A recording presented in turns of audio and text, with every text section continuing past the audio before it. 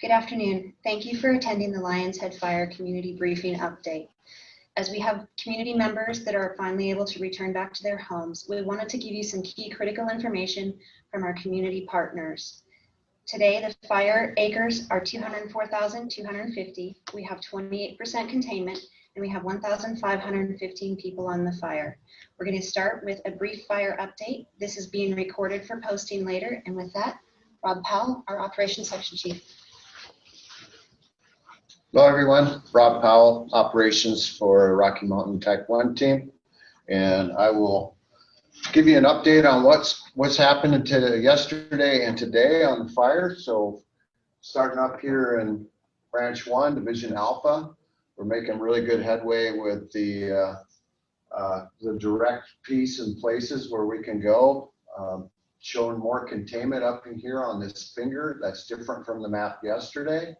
And continue to work on the indirect line that goes across from DP 84 to DP 255 on our incident map. Coming down, still in Branch 1, Alpha, Echo, Golf, India, all of that is still, I might want to move the camera anywhere on the screen. I don't know if it's that way or not. But this portion of the fire has remained quiet. We're backhauling stuff and recovering things that what happens after a fire. A lot of stuff doesn't survive as far as our equipment like hose and whatnot. So that's all getting pulled back and accounted for, plus resources that we're using that we can use in other parts of the fire. Coming down into Branch 2, we have containment shown to this point. That hasn't changed, but we also have our indirect piece that goes down here towards Camp Sherman. That's nearly completed. We're actually pulling stuff off of that line and reassigning it in different portions of the fire. So that's looking really good. This is hung up on the lava flows up by Jeff Lake. We've seen no movement going into this, but we just haven't had the people to really get in there and ground truth that. I mean, we're nearing that point now where folks are going to start looking at this so we can show more containment in there. And then up in Division Sierra, Branch 3, this is the old Whitewood fire scar. Fire has shown no movement on there. We are showing more containment on the actual fire edge north of DP 256.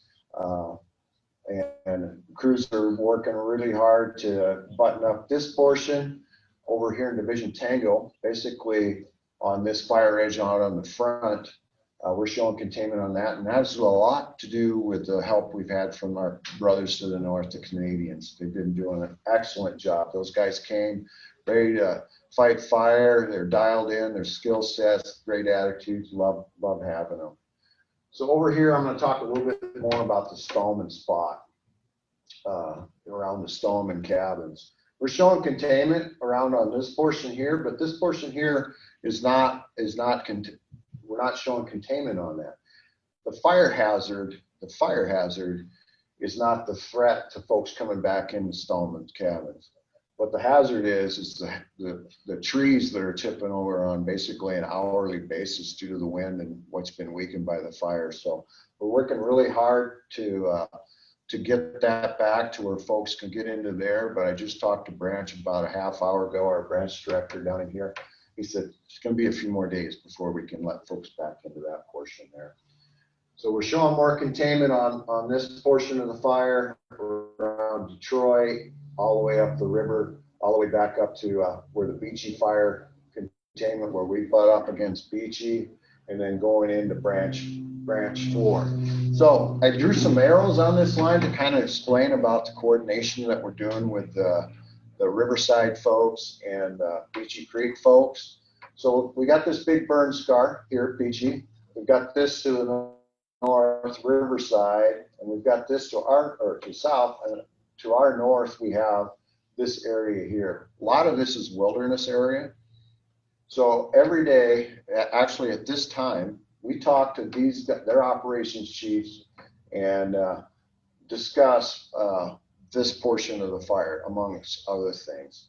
But working with our bosses, the agency administrators that are on the fire up here on the Mount Hood and stuff, we're aware of what the end state looks like for this portion of the fire. So those talks are going on daily between our ICs and our operation folks with the leadership up here on these fires and also the Mount Hood folks. So coming around to here's another place I want to concentrate on talking about is Brightonbush. So we have a lot of folks, structure protection folks that are working in the Brightonbush area to secure that and take care of hazard trees, other hazards that are on the fire, which I don't know if you folks know about, but we got ODOT in there to help us with some booms to kind of dam up anything that could flow out of some of those places into the river, so it can absorb any of the hazardous materials that have potential to wash into the river. So that's in place. Same thing with Brightonbush. We're not there yet to let folks back in.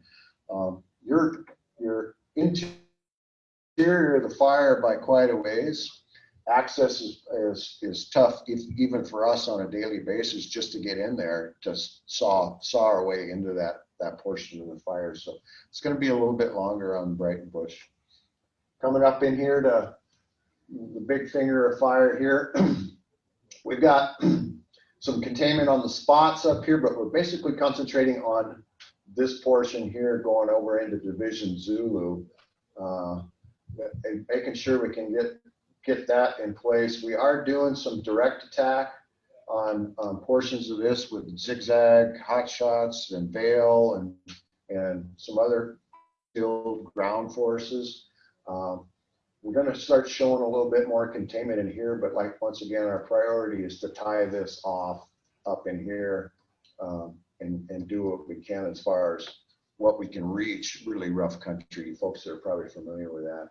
And then that brings us back up to Division Alpha where we started. So if there are any questions, I'll hang out here for a minute, and if anything comes up on chat, I'm sure Brenda will let me know. So thank you.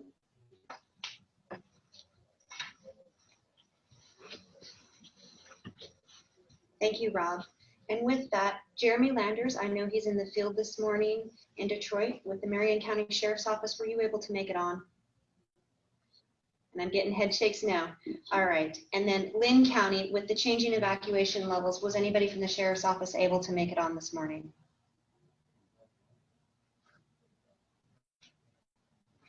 All right. Oregon Department of Transportation. Hi, Michelle. Can you hear me? This is Lou Torres. Yes, sir. Great, Michelle. I'm in for Cole Mullis. He's up in the canyon. Today is the first day, and since September 8th, that the folks in Detroit and Idana can get to their communities with the evacuation levels reduced from 3 to 2. And so ODOT has been working very closely with the Marion County Sheriff's Department to enable the access for getting those people up there. Since they have to go through some rather hazardous areas where we still have a lot of tree companies working on the hazard trees and removing those, we're piloting cars up there to Detroit and Idana twice a day, up twice a day back. The road, though, will still remain closed from about milepost 56, which is just west of Cooper's Ridge Road, to near Marion Forks at milepost 65. So that will still be closed, and so there's no access from Sandy Ann Pass over through that area. Hopefully that'll be the next section we can open up eventually, but right now our priority is to help get those people up to Detroit and Idana, and we hope to offer that piloting of probably over the next few days. So we're working closely with the Sheriff's Department on that. Great, thanks, Lou. I really appreciate you being here with us this morning. Next, do we have anybody with us from Consumers Power? All right, how about Pacific Power? And Portland General Electric. So what we do want to convey, and we worked with them, they have most of their staffs out in the field working to restore services on their transmission lines, and then also working in and around the residences. For them, they do want the public to remain cautious around electrical hazards, and also to understand that this is a step-by-step process to ensure that they energize things when it's safe, not only for their crews, but for you as the public. So if you can please continue to show them some patience. They're out there working tirelessly for you right now, and they're facing the same road conditions that Lou just described for you that the firefighters are. Next, we have Alyssa Zastupel from Marion County Health. Hello, everyone. Can you hear me? Yes, we have you. Okay, good. My name is Elisa Zastopel, and I am the supervisor for the Environmental Health Program at Marion County. I just have a few words. We would ask that anyone is returning to a burn area, be careful not to disturb dirt and debris. Harmful and hazardous debris and ash can have long-term health consequences. Please do not disturb ash without wearing a properly fitted N95 mask, eye protection, solid shoes, a long sleeve shirt, and long pants. Your power has likely been out for several days. Throw away all perishable items stored in your refrigerator and freezer, as they have likely gone bad and can make you sick. If you have well water, be sure to have your water tested before you consume it to make sure it is free of any harmful bacteria or chemicals that can make you sick. And finally, we understand that this is an extremely difficult time for many in our community. Find mental health support at the Resource Center located at Gates Community Church, or call our Psychiatric Crisis Center anytime at 503-585-4949. That's 585-4949. We are here to support you.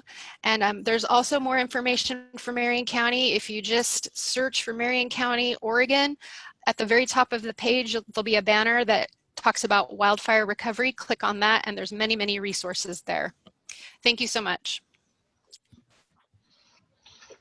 Thank you, Elisa, and we'll go ahead and make sure that we share those links out onto the fire's Facebook page for you. And next, we also have Neva Anderson with Lynn County Health Department. Good morning, this is Neva Anderson. I'm the Emergency Preparedness Coordinator for Lynn County Health Services. A couple important reminders for you today. There's 2 donation centers that have been established by the SANIM Service Integration Team. If you need assistance, the locations are at Gates Community Church. The hours are Monday through Saturday, 10 a.m. to 4 p.m. And Anthony Hall in Sublimity. Hours are Monday through Friday, 10 a.m. to 7 p.m. and Saturday and Sunday from 10 a.m. to 4 p.m. A special note about the Gates Community Church is that the Lions and Elks Club are providing 3 hot meals a day. Additionally, beginning on Monday, September 28th, FEMA representatives will be located at Gates Community Church until October 31st. So if you need to register for assistance or have questions for FEMA, please visit them there. Additionally, today, Thursday, September 25th, from 9 a.m. to 3 p.m. at Maryland School in Lyons, we're hosting a multi-agency resource fair in which FEMA is present in person as well. Same concerns for food and your well-being due to the prolonged power outages. For prescription medications, we ask if your home was affected by fires or has smoke pit damage, please do not consume your prescription medications and consult your primary care physician for next steps regarding replacement prescriptions. Please continue to be vigilant as you return home, as your safety is important to us as we recover and rebuild together. End of report. Thank you, Neva. And next, I'd like to invite Dave Warnock with the Willamette National Forest. Yeah, hi everybody. My name is Dave Warnock, and I'm the Forest Supervisor of the Willamette National Forest. I'd really like to tie in with the Sheriff's message regarding safety as we re-enter Highway 22. I'd also like to thank the efforts of both the teams on the Lionshead fire as well as the Beachy Creek fire for working with partners like ODOT and the involved sheriff departments to facilitate that re-entry.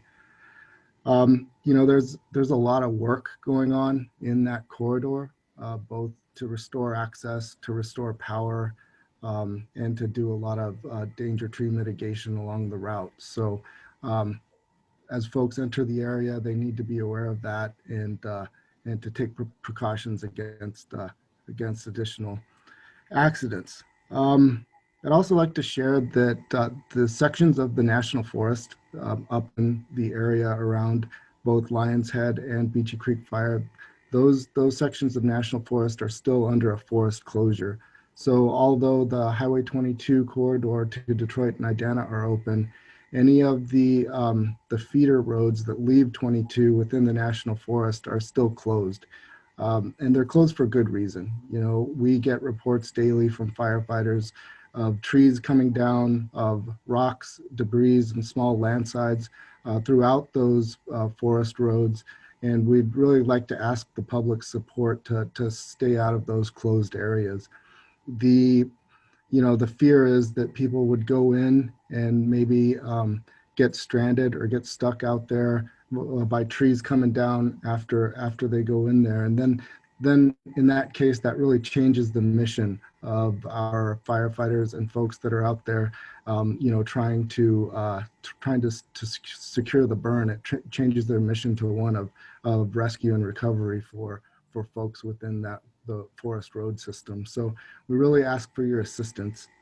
Um, and finally, as we enter this recovery phase, I really believe that the same coalition of partners that we've used to fight this fire, whether that's the Oregon Department of Forestry, Bureau of Land Management, Warm Springs, Lynn and Marion County Sheriff's Departments, county governments, all of the partners that have been a part of this front end effort will need to be a part of the back end effort as we look to recover our communities and our natural landscapes.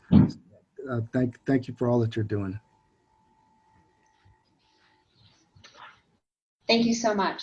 And now, Dave Larson with Oregon Department of Forestry.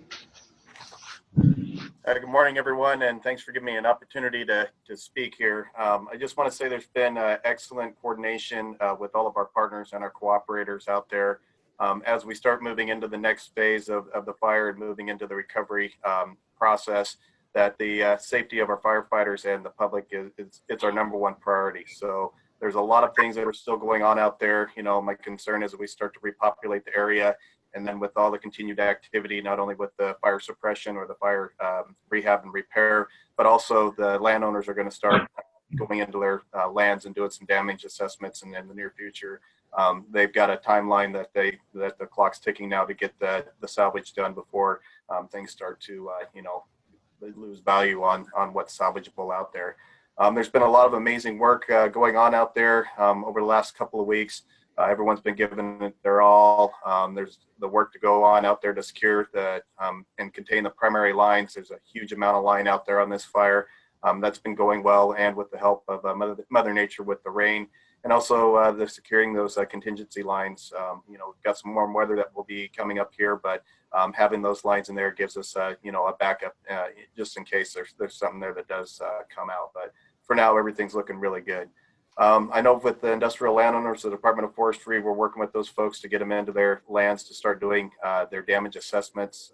They've got a lot of hazards to look at, whether it's the trees or even the road systems out there, culvert assessments, and looking for those areas that are going to be immediate threat to safety. And then they'll start going in from there, their damage assessments, and begin looking at starting salvage operations. And so there'll be a continued need for coordination with the landowners and the industrial folks and with the team out there. So there's a lot of moving parts that will be going on in the next, several months. Industry is going to be working on salvage while the fire team's going to be working on suppression repair. So there'll still be that added component of folks out there on the ground, and then you start mixing that in with some of the public. So we just ask the public to please respect all the closures that are in place, and it's there for their own safety. As far as the district, they're going to be on ODF. They're going to be focusing on efforts with the small woodlands owners to provide assistance through our stewardship foresters to help those landowners to do salvage and start the reforestation process. And then the concerns really we have moving forward, especially in the short term, is going to be soil stability, the potential for rock slides and debris flows as we start to enter into a more rainy, wet winter pattern. I think the next steps we'll be looking for is as the public, before they get in there, is just looking at all those hazard trees along those road corridors and just make sure we've got those safe and the best we can. It's going to be a long-term recovery process, and we all have our partners we're all together now. But to echo what Dave Warnack said, is that we're going to continue to need that help and support of everybody that's been involved in this. It's going to be a long-term recovery process. Thank you. Thank you very much. And with that, I invite our Incident Commander, Dan Dallas, up.